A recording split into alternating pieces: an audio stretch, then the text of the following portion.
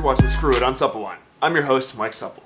This past week I went to some wineries I'd never been to before with some friends, and if you've never gone wine tasting, I strongly recommend it. It's a great way to learn a lot more about wines without having to spend as much money or risk your money. When you go to the winery, you often get to try wines you wouldn't have tasted otherwise. That way you get to taste things, learn what you like, learn what you don't like, without buying an entire bottle and maybe ending up hating it. Of course, no two wineries ever have the same policies when it comes to tasting wines. Some of them let you taste for free, some of them charge a small fee, some of them charge an arm and a leg. Really, the only way you can find out is call ahead or just show up and ask. For example, my friends and I went to 3 wineries recently, and every winery did it completely differently.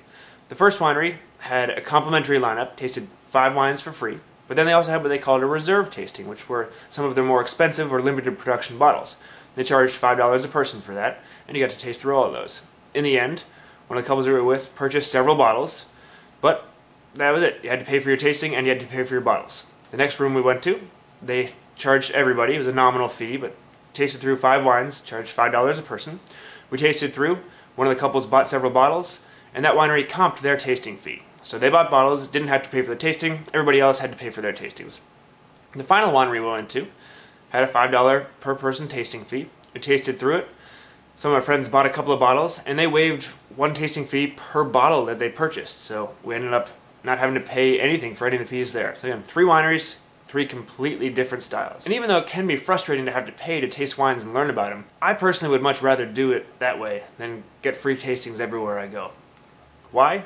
Well, when it comes to free tastings, I usually feel really obligated to buy things at the end. If somebody's spending a lot of time with me and giving me their product for free, they're going to be looking for something out of it in return. They're not just doing it out of the kindness of their hearts. They are a business. And so if I've just tasted several different wines and wasted a lot of their time, or spent a lot of their time talking and learning about their wines, I'll feel obligated to buy a bottle.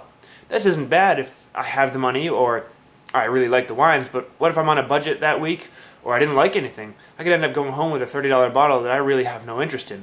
When a winery charges for the tasting, I feel much less obliged to actually buy something. Sure, if I loved a bottle, I'm definitely going to bring it home, but if I didn't really like anything, it's not that big a deal. I already paid for my tasting, so my obligation is done. Of course, the tasting fee at some wineries can be a little saltier than many others. The area that I was at this past week is in the Santa Cruz Mountains, Northern California, sort of getting close in towards Central California.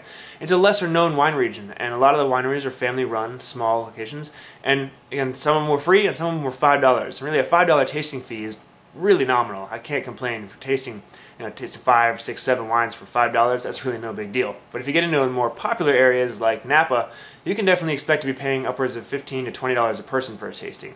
So it's just something to be aware of. Again, if you've never gone tasting, there are a lot of great local wineries out there. Wine's made in all 50 states and made in just about every country. So find a winery near you. Don't necessarily head to the most expensive and most well-known place. Local wineries can produce great stuff, and you can also get great value. They're also more interested in teaching you about it. So you can sit down, taste what you want to taste, learn a little bit about it, and if you like something, buy it, and you're good to go. If you don't, hey, you pay your fee, you move on, you try something else. But whatever you do, get out there and try some things, learn about it, and really enjoy what you're doing.